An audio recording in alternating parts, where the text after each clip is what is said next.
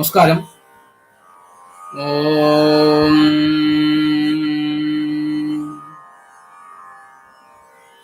നിധാന്തഘാന്തമന്ധകാന്തമന്ധകാന്തഘാത്മജം അചിന്യരൂപമന്ദഹീനമന്ധരായ വൃന്ദനം ധന്ധരേ നിരന്തരം വസന്തമേവ യോഗിനാം തമേകദണ്ഡമേഘമേവ ചിന്തയാമി സന്ധതം വിചിന്തയാമി സന്ധതം. ആദിത്യായ ച സോമായ മംഗളായ ബുധായ ച ഗുരുശുക്രശനിഭ്യശ്ച രാഹവേ കേധവേ നമഃ.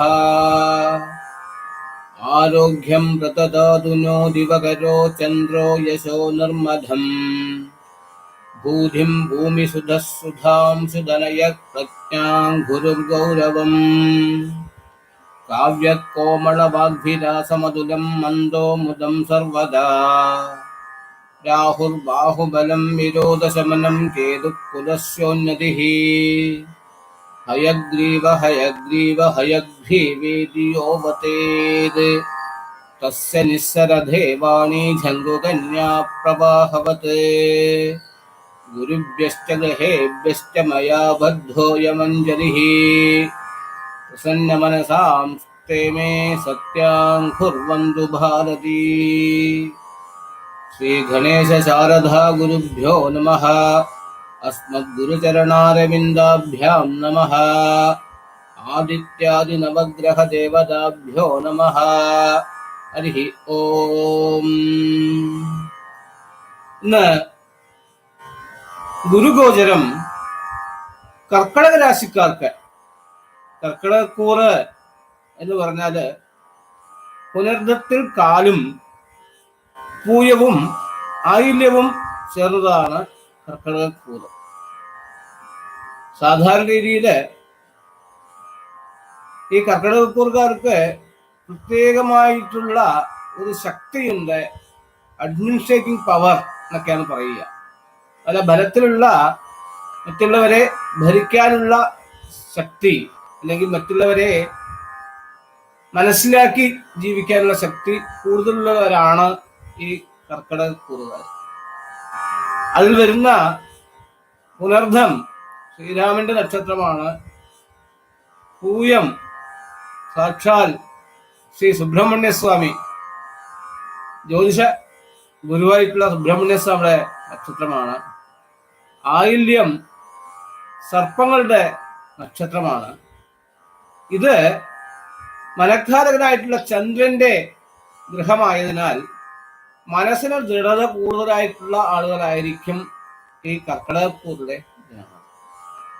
അവർക്ക് ഈ ഗുരുവിന്റെ മാറ്റം, അതായത് 2021 നവംബർ 13 വരുന്ന ഗുരുവിന്റെ മാറ്റം, ഗുരു മകരത്തിൽ നിന്നും കുംഭത്തിലേക്ക് മാറുകയാണ്. ആ മാറ്റം എന്തൊക്കെ അനുകൂല പ്രതികൂലതകൾ ചെയ്യുമെന്ന് നോക്കുവാനായിട്ടാണ് ഈ ചിന്താവിഷയം.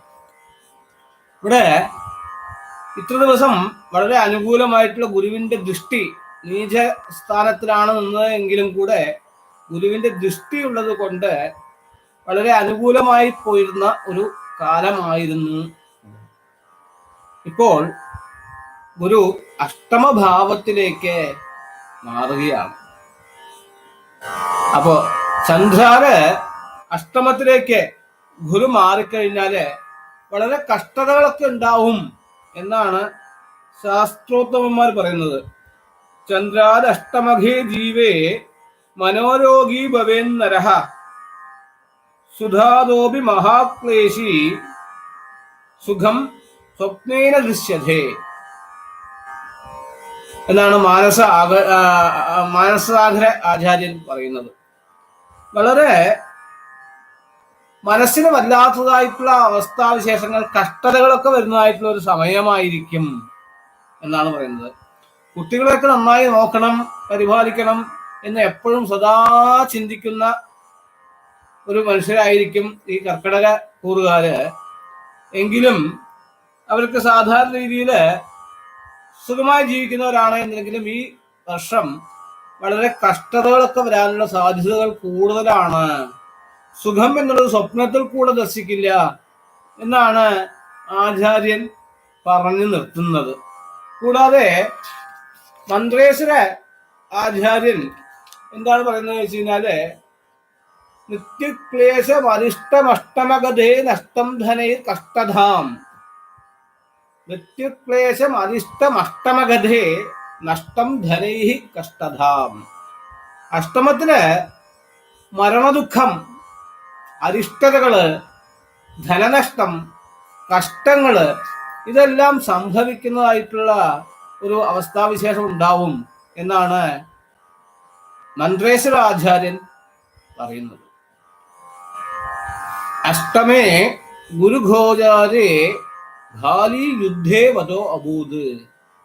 ഭാലിയെ പറ്റി നമുക്ക് നന്നായിട്ട് അറിയാം. മഹാശക്തിശാലിയായിട്ടുള്ള ധർമ്മിഷ്ഠനായിട്ടുള്ള ഭാലി യുദ്ധത്തിൽ തോൽക്കപ്പെട്ടത്, അല്ലെങ്കിൽ രാമനാൽ മരണം നൽകപ്പെട്ടത് ഭാലിക്ക് അഷ്ടമഗുരു സഞ്ചാരകാലത്തിലായിരുന്നു എന്നാണ് പറയുന്നത്.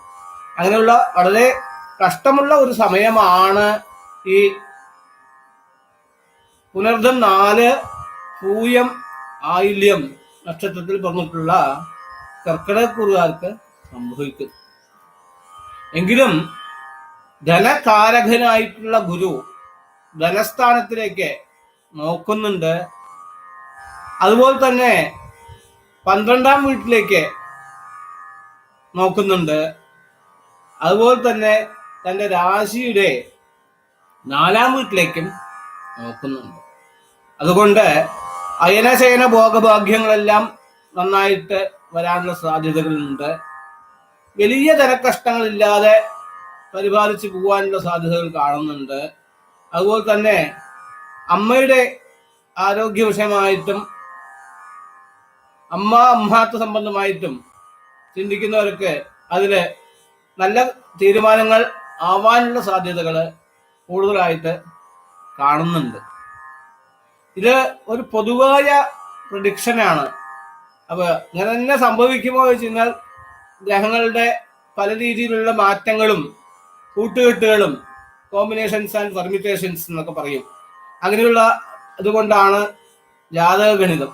ഇത് ഗോചര പ്രഡിക്ഷനാണ്. ഇന്ന് നമ്മൾ കാണുന്ന ആ ഗ്രഹങ്ങളുടെ അവസ്ഥാവിശേഷം ദൃഗ്ഗണിതം എന്നാണ് പറയുക. അങ്ങനെയുള്ള നോട്ടത്തിലെ ഉള്ള ഇതാണ് പറയുന്നത്.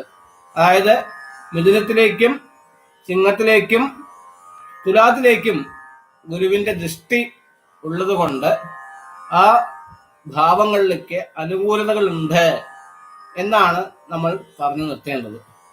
എങ്കിലും ഇതുവരെ ഉണ്ടായിട്ടുള്ള കഷ്ടങ്ങളിൽ കൂടുതലായിട്ടുള്ള കഷ്ടങ്ങൾ അനുഭവിക്കാനുള്ള യോഗങ്ങള് കൂടുതലായി കാണുന്ന ഒരു സമയമാണ് ഈ കർക്കിടകക്കൂറുകാർക്ക്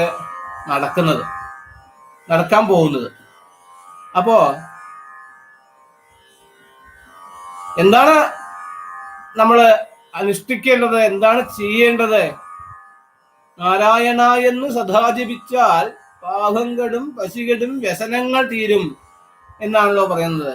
നാരായണ നാമ ജപം തന്നെയാണ് ഉത്തമം. അതായത് നമ്മൾ ചെയ്യാവുന്ന മിനിമമായിട്ടുള്ള കാര്യങ്ങളെല്ലാം ചെയ്യണം. ഓഫീസിലേക്ക് പോകണ്ടേ വെച്ച് കഴിഞ്ഞാൽ തീർച്ചയായിട്ടും ഓഫീസിലേക്ക് പോകണം. ട്രെയിനിലേക്ക് കയറണ്ടേ വെച്ച് കഴിഞ്ഞാൽ രാഹുകാലമാണെങ്കിലും ട്രെയിനിലേക്ക് കയറി എന്ന് തന്നെ വേണം. വീട്ടിലെ കാര്യങ്ങൾ നോക്കണ്ടേ, കുട്ടികളുടെ ഫീസ് കെട്ടണ്ടേ, വീട്ടിലിരുന്നാൽ മതിയോ എന്ന് ചോദിച്ചാൽ അതൊന്നും പറ്റില്ല. പക്ഷേ സമയം മോശമായിരിക്കുമ്പോൾ എന്താണ് ചെയ്യേണ്ടത് എന്ന് ആചാര്യന്മാർ പറയുന്നത്, അകാലചര്യാം മൃഗയാഞ്ച സാഹസം സുദൂരയാനം ഗജവാജി വാഹനം ഗൃഹേ പരാണാംഗമനം ച വർജയേത് ഗ്രഹേഷു രാജ വിഷമസ്തുതേഷു ച എന്നാണ് പറയുന്നത്. അതായത് ഗ്രഹങ്ങള് അനുകൂലമല്ലാത്ത നേരങ്ങളില് അനാവശ്യ യാത്ര, തനിച്ചുള്ള യാത്ര, ദൂരയാത്ര, അന്യഗ്രഹങ്ങളിലേക്കുള്ള ഗമനം, അതായത് സ്വന്തം കാര്യം മാത്രം ചെയ്യുകയും പരമാവധി നേരം ഈശ്വര അനുഗ്രഹപ്രദമായിട്ടുള്ള പ്രവൃത്തിയിൽ മുഴുകുകയും ചെയ്യുക എന്നാണ്. ഇങ്ങനെ ചെയ്തു കഴിഞ്ഞാൽ വലിയ അബദ്ധങ്ങൾ ഉണ്ടാവില്ല. ഓഫീസിലേക്ക് പോയിട്ട് വെച്ചാൽ തീർച്ചയായിട്ടും കാര്യാലയത്തേക്ക് പോയാലേ ശമ്പളം കിട്ടുകയുള്ളൂ. അതുകൊണ്ട് പോവാതിരിക്കാൻ പാടില്ല. അതിനുശേഷമുള്ള ഈവനിങ് പാർട്ടി, നൈറ്റ് പാർട്ടി, അങ്ങനെയുള്ള കാര്യങ്ങളിലൊക്കെ പോയി കഴിഞ്ഞാൽ അബദ്ധ വിഷയങ്ങൾ ഉണ്ടാവാനുള്ള സാധ്യതകളുണ്ട് എന്നാണ് പറയുന്നത്. നമ്മളുടെ കർക്കടക രാശി അധിപതിയായിട്ടുള്ള ചന്ദ്രന്റെ മന്ത്രങ്ങള്, സ്തോത്രങ്ങള്, സ്തുതികള്, ഗായത്രികള് ഇത്യാദികളെല്ലാം പരമാവധി ജപിക്കാം. ഓം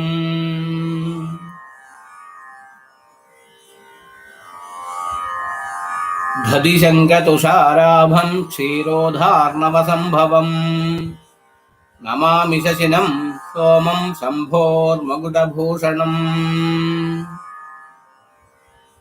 ശ്രീ സോമചന്ദ്രായ നമഃ. ഓം ധതിശങ്കതുഷാരാഭം ക്ഷീരോധാർണവസംഭവം നമാമി ശശിനം സോമം ശംഭോർമകുടഭൂഷണം. ശ്രീ സോമചന്ദ്രായ നമഃ. ധതിശങ്കതുഷാരാഭം ക്ഷീരോധാർണവസംഭവം നമാമി ശശിനം സോമം ശംഭോർമകുടഭൂഷണം. ശ്രീ സോമചന്ദ്രായ നമഃ. ഈ മന്ത്രം വളരെ എളുപ്പമാണ്. വ്യാസ ഭഗവാനാൽ നവഗ്രഹങ്ങളെ ഉദ്ദേശിച്ച് പറഞ്ഞിട്ടുള്ള മന്ത്രമാണ്. സ്തോത്രമായിട്ട് തന്നെ എടുക്കാം. എന്താ വെച്ചാൽ പുരാണത്തിലുള്ളതാണ്. ഇത് 10 പ്രാവശ്യം ഒരു ദിവസം പറയുക. ഇങ്ങനെ ചെയ്തു വരുന്നതായാൽ തീർച്ചയായിട്ടും ചന്ദ്രന് ബലം കിട്ടും. ചന്ദ്രന് ബലം കിട്ടിക്കഴിഞ്ഞാൽ മനസ്സിന് വലിയ കഷ്ടതകൾ ഉണ്ടാവില്ല. ഇതും കടന്നു പോകും എന്നുള്ള ചിന്തകൾ വരും. അതുപോലെ വേദാധ്യയനമോ അല്ലെങ്കിൽ വേദ സംബന്ധമായിട്ടുള്ള ജ്ഞാനമോ നല്ല ഗുരുവോ ഉണ്ട് എന്നുണ്ടെങ്കിൽ അവർക്ക് ചന്ദ്രഗ്രഹ മന്ത്രമായിട്ടുള്ള ആപ്യായസ്വസമേതുതേ വിശ്വദസ്വമവൃഷ്ണിയം ഭവാവാജസ്യ സംഘതേ അപ്സു മേ സോമോ അബ്രവീധന്തർവിശ്വാനി ഭേഷജ അഗ്നിഞ്ച വിശ്വസംഭുവമാഭശ്ച വിശ്വവേഷചീഃ ഗൗരീമിമായതലിലാദിതക്ഷത്തേകപതിർജുപതി സാ ചതുഷ്പതി അഷ്ടാവധേർനവപതിർബഭൂഷി സഹസ്രാക്ഷരാ പരമേ വ്യോഭന് ഗൗരീമിമായതലിലാദിതക്ഷത്തേകപതിർജുപതി സാ ചതുഷ്പതി അഷ്ടാവധേർനവപതിർബഭൂഷി സഹസ്രാക്ഷരാ പരമേ വ്യോഭന് അതിദേവത പ്രത്യതിദേവത സഹിതായ ഭഗവതേ സോമായ നമഃ. ഈ മന്ത്രം ജപിക്കാം. അപ്പോ ഇതിനൊക്കെ ഉപദേശങ്ങൾ മേടിക്കേണ്ടതാണ്. വ്യാസമന്ത്രത്തിനാണെങ്കിൽ ഉപദേശങ്ങളുടെ ആവശ്യമില്ല. ഒരു ഉപദേശവും ഇല്ലാതെ എല്ലാവർക്കും സദാകാലം ജപിക്കാവുന്ന ഒന്നാണ് വിഷ്ണു സഹസ്രനാമം.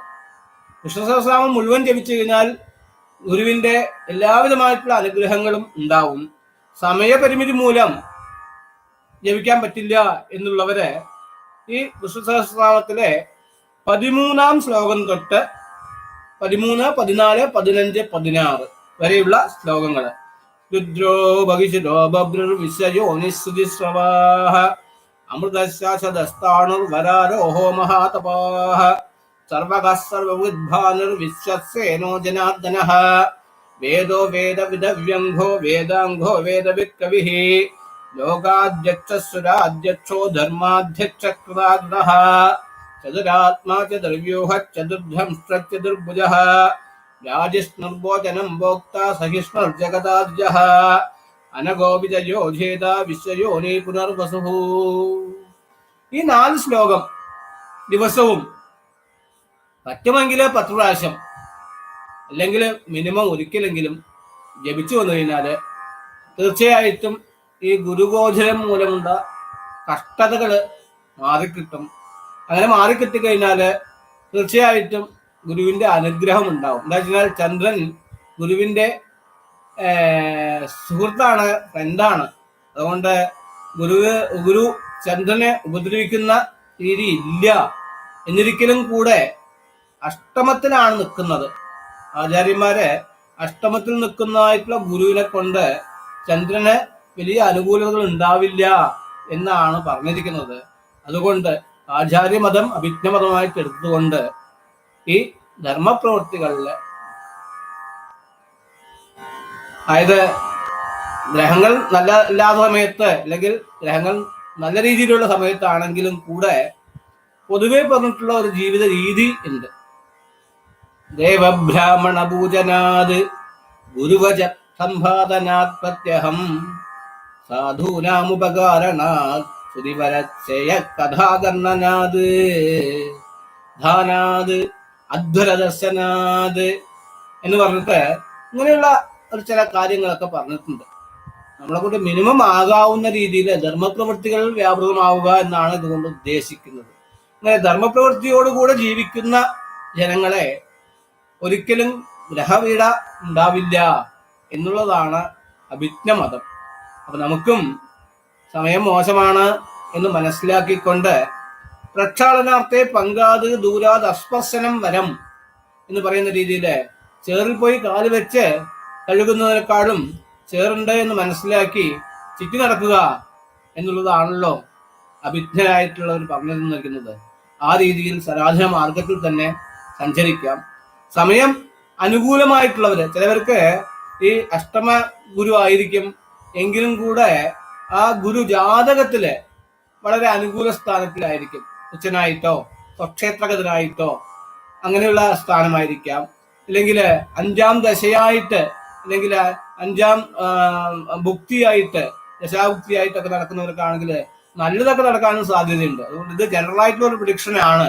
അത് ശാസ്ത്രികൾ പറഞ്ഞു നടന്നില്ല എന്ന് പറയുന്നവർക്ക് വളരെ സന്തോഷമായിട്ടുണ്ടാവും. പക്ഷെ കാര്യം എന്താ വെച്ച് കഴിഞ്ഞാല് ഇത് ജനറൽ ആയിട്ടുള്ള പ്രഡിക്ഷൻ ആണ്. നല്ലതാണ് നടക്കുന്നത് എന്നുണ്ടെങ്കിൽ പരമാവധി നന്മ ചെയ്യുക. നന്മ ചെയ്താൽ ഫലം നന്മ, തിന്മയ്ക്ക് തിന്മയേ ഫലം എന്നാണല്ലോ. വേദ പാഠശാലകളിലേക്ക് ദാനം ചെയ്യുക, അനാഥ മന്ദിരങ്ങളിലേക്ക് ദാനം ചെയ്യുക, അന്നദാന കൂടങ്ങളിലേക്ക് ദാനം ചെയ്യുക. പറ്റുന്ന ദേഹം, അതായത് തന്നെ കൊണ്ട് ഒന്നും കൊടുക്കാൻ പറ്റിയില്ല എന്നുണ്ടെങ്കിൽ അവിടെ പോയി സർവീസ് ചെയ്യുക. തിരുപ്പതിയിലൊക്കെ അങ്ങനെ ഒരു ഇതുണ്ട്, പദ്ധതിയുണ്ട്. വർഷത്തില് 1 മാസം പോയിട്ട് നമുക്ക് സേവ ചെയ്യാം, അദ്ദേഹത്തെ ദർശിക്കുകയും ചെയ്യാം, അവിടുത്തെ ആഹാരക്രമങ്ങളനുസരിച്ചുള്ള സൗകര്യമായി ജീവിക്കുകയും ചെയ്യാം. 1 മാസം സേവ ചെയ്യാനുള്ള സാധ്യതകളുണ്ട്. അതുപോലെയുള്ള സ്ഥലങ്ങളിലേക്ക് പിൽഗ്രിമേജ് പോവുക, തീർത്ഥ സ്നാന ഘട്ടങ്ങളിലേക്കെല്ലാം പിൽഗ്രിമേജ് പോവുക, അവിടെയുള്ള സാധുക്കളെ സഹായിക്കുക ദേഹ ഇതുകൊണ്ട്. അപ്പൊ ദേഹം കൊണ്ടും നമുക്ക് ധർമ്മപ്രവൃത്തികൾ ചെയ്യാൻ സാധിക്കും. പണം തന്നെ വേണം എന്നുള്ള കാര്യം ഇല്ല. നിറയെ പണമുണ്ട് എന്നുണ്ടെങ്കിൽ തീർച്ചയായിട്ടും നമ്മളൊന്നും കൊണ്ടുപോകാനില്ല എന്നുള്ളത് കൊണ്ട് CM റിലീഫ് ഫണ്ട് ഉണ്ട്, അതേപോലെ തന്നെ പ്രൈം മിനിസ്റ്റേഴ്സ് റിലീഫ് ഫണ്ട് ഉണ്ട്. ഇവിടെയാണ് നമ്മൾ ഉള്ളത് എന്നുണ്ടെങ്കിൽ, അതായത് നമ്മള് ഒരു ഗ്രാമത്തിലാണ് ജീവിക്കുന്നത് എന്നുണ്ടെങ്കിൽ ഗ്രാമത്തിലുള്ള ക്ഷേത്രത്തിലേക്ക് ദർശനം ചെയ്യുക എന്നുള്ളതാണ് പ്രധാനം. ഗ്രാമക്ഷേത്രത്തിനെ വിട്ടുകൊണ്ട് നേരെ വലിയ ക്ഷേത്രങ്ങളിലേക്ക് പോയി ദർശനം ചെയ്യുക എന്ന് പറഞ്ഞാൽ അത് ശരിയല്ല. അതുകൊണ്ട് നമ്മൾ എവിടെയാണോ ജീവിക്കുന്നത് ആ ഭാഗത്തിലേക്ക് ദാനം ചെയ്ത ശേഷം വേണം നമുക്ക് വലിയ level, micro level and macro level എന്ന് ഇംഗ്ലീഷിൽ പറയും, ആ ലെവലിലാണ് നമ്മൾ ധർമ്മപ്രവൃത്തികൾ ചെയ്യേണ്ടത്. തപഷഡ്ഭാഗമക്ഷയ്യം തദത്യാരണ്യഗാഹിനഃ, അതായത് സമ്പാദ്യത്തിലെ 1/6 ഭാഗം ദാനധർമ്മങ്ങളിലേക്ക് വേണ്ടി നീക്കി വെച്ചു കഴിഞ്ഞാൽ നമുക്ക് ഒരു കഷ്ടതകളും ഉണ്ടാവില്ല, എല്ലാ ഗ്രഹങ്ങളുടെയും അനുകൂലതകൾ ഉണ്ടാവും. അതുകൊണ്ട് തന്നെ കുറച്ച് സമയം മോശമായിട്ടുള്ള സമയമാണ് എന്നിരിക്കലും സദാ ജാഗരൂകരായിട്ടിരിക്കുകയും ധർമ്മപ്രവൃത്തിയിൽ വ്യാപൃതമാവുകയും അനാവശ്യ കാര്യങ്ങളിൽ നിന്നും പിന്തിരിയുകയും സാക്ഷാൽ ഗുരുബോധനായിട്ടുള്ള സാക്ഷാൽ ഗുരുവായൂരപ്പനെ നിത്യം പ്രാർത്ഥിക്കുകയും ചെയ്യുക. എല്ലാവർക്കും നന്മ വരട്ടെ. കുറച്ച് മോശമായിട്ടുള്ള പ്രഡിക്ഷനാണ് കർക്കിടക രാശിക്കാർക്ക് ആചാര്യന്മാർ പറയുന്നത് എന്നിരിക്കലും കൂടെ എന്ത് കാര്യങ്ങളും ദുസ്വപ്നോ ജായതേ തത്ര സുസ്വപ്ന ഉപജായതേ എന്നാണ് പറയുന്നത്. ഗ്രഹങ്ങളെ ആചരിക്കുന്നത് കൊണ്ടും ആരാധിക്കുന്നത് കൊണ്ടും ദുസ്വപ്നങ്ങളെല്ലാം സുസ്വപ്നങ്ങളാവാനുള്ള സാധ്യതകൾ ഉണ്ട് എന്നാണ് പറയുന്നത്. അതുകൊണ്ട് എല്ലാവർക്കും സുസ്വപ്നങ്ങൾ ഉണ്ടാവട്ടെ, വിചാരിച്ച കാര്യങ്ങളെല്ലാം നല്ല രീതിയിൽ നടക്കട്ടെ എന്ന് പ്രാർത്ഥിക്കുകയാണ്. സദാസർവകാലം ഈശ്വര മനോരൂപമായിട്ട് ചിന്തിക്കുക, പ്രവർത്തിക്കുക. കർക്കിടക രാശിക്കാർ പേടിക്കേണ്ട കാര്യമില്ല എന്ന് പറഞ്ഞുകൊണ്ട് നിർത്തുന്നു. എല്ലാവർക്കും നന്മ ഉണ്ടാവട്ടെ, ഈശ്വര കടാക്ഷം ഉണ്ടാവട്ടെ, വിചാരിച്ച കാര്യങ്ങളിലെല്ലാം ജയമുണ്ടാവട്ടെ എന്ന് പ്രാർത്ഥിക്കും. നമസ്കാരം.